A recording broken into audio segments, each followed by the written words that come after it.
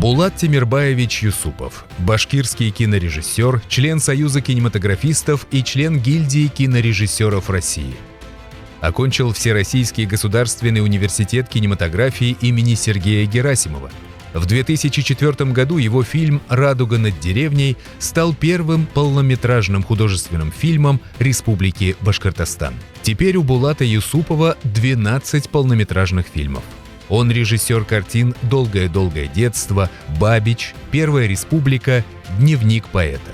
В 2009 году при поддержке Общественного фонда развития Уфы он открыл киношколу.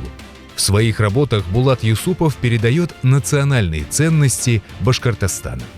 Кинематограф, как часть культуры, он не только говорит о том, что было, но не только систематизирует, мне кажется, он устанавливает определенные стандарты, ценности, на которые зрители могут ориентироваться и развиваться как люди, как цивилизованное общество.